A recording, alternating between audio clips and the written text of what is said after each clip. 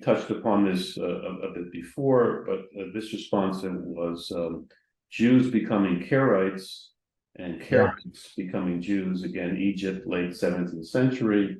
And we're touching now about Jewish attitudes towards Karaites, of course, and what you spoke about before, Professor Goldish, Jewish attitudes towards conversos.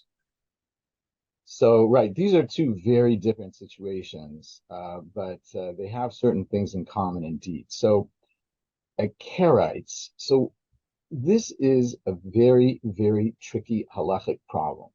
Karaites, whose origins may have been already among the Tzedukim of the Second Temple period, but are recognizable as a group starting around the 8th century of the Common Era.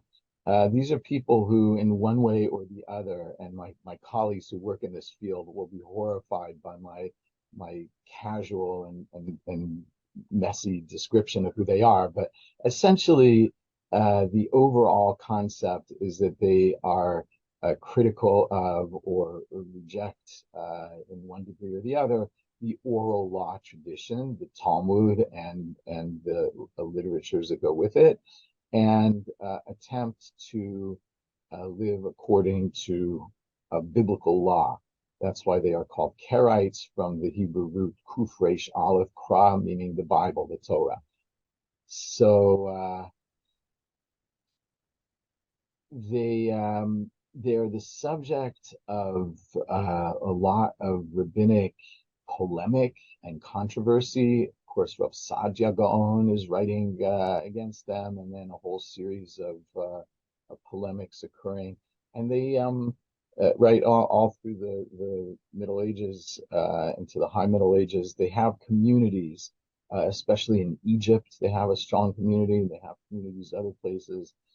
And they continue as a significant group, kind of, at least intellectually, on the margins of the Jewish community right into the early modern period. Now, here's the problem, and it's a problem that you would have with conversos, with Karaites, and in our day, they had it with the Ethiopian Jews, which is this.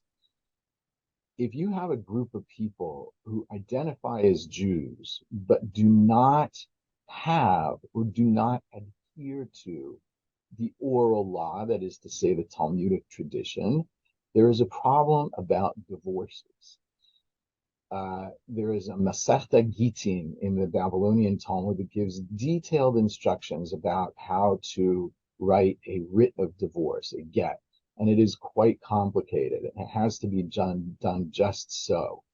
And if people are not adhering to those standards because they either don't have a Talmud, don't know about the Talmud, don't believe in the Talmud, whatever the reason, right? Then there's a chazaka, an assumption, a legal assumption that over the centuries, in any given family, somebody has gotten divorced. And if they got divorced and they didn't have a proper kosher get, a proper writ of divorce, then the woman is going to go and get remarried to somebody else without being technically divorced from her first husband. And what that means is the children she has from the new marriage are going to be mamzerim, which is children who are the result of an Isser Kares relationship, a relationship that was forbidden by the Torah according to certain particular parameters and standards. Mamzerim in halacha are a disaster. It is almost impossible to help them attain any kind of a meaningful legal status within the Jewish community. It's horrible. So the choices are really right for the rabbis. The choices kind of go two directions. One is that you declare that this group of people is not really Jewish. Not Jewish for whatever reason. And there are various ways to kind of do that. And then they can convert into Judaism, and there's no problem about the mamzerim and the divorce situation. But a lot of the people we're talking about either clearly are direct descendants of Jews and therefore technically Jews, or, for example, in the case of the Ethiopian Jews in our days, it is so unbelievably offensive to tell a group of people who suffered for hundreds of years or longer for being Jewish that they're not really Jewish, right? Even if it's only on a technicality, but you just can't do that, right? And so there are very messy situations with all these people. So the other choice of the rabbis is to try and figure out a way to negotiate this problem within the Jewish world and the parameters of halacha. Now, I am sure that Professor Danny Lasker or my colleague here at Ohio State, Professor Daniel Frank, and the other experts on the Karaites could probably explain this in great detail.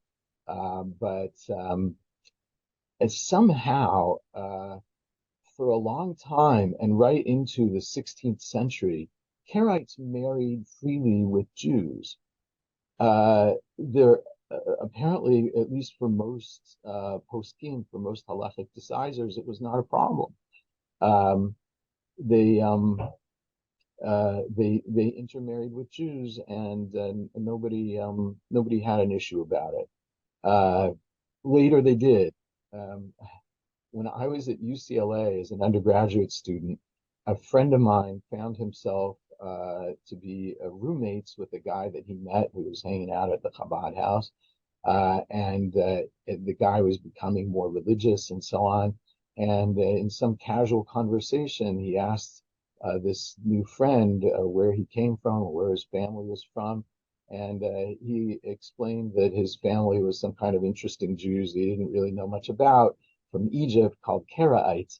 And this friend of mine, right, he talked to our rabbis at Eula who contacted Rabbi Badi in Lakewood. Like there was a whole thing about what to do about this. Back then, apparently, it wasn't considered a problem, and it's not clear to me why that is.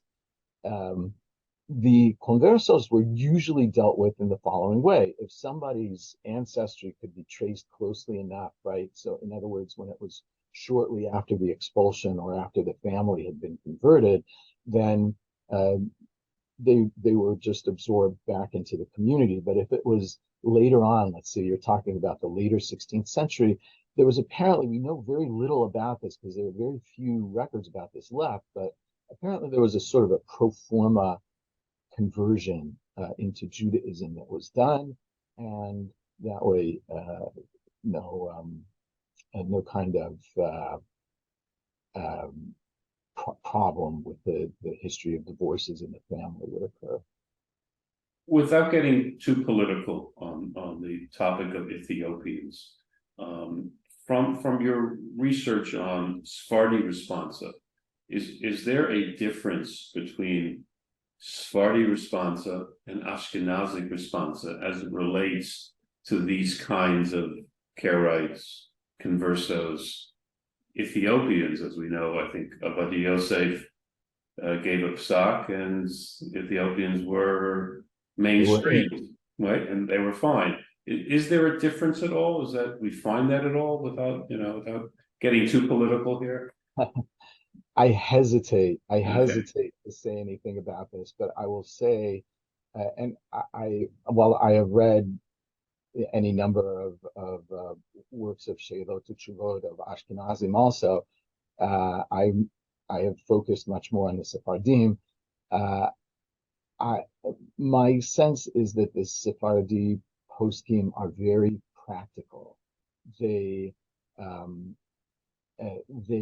recognize when there is elasticity in the law.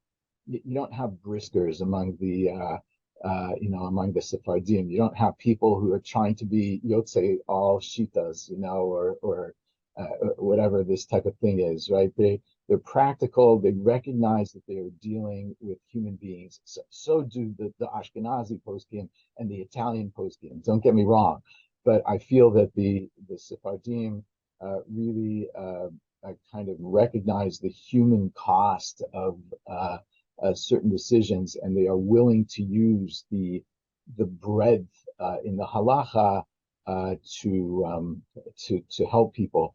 Having said that, there are other cases where they feel that there is not elasticity in the halacha, and they make decisions which must have been very painful, but they are being honest and true to their understanding of the law.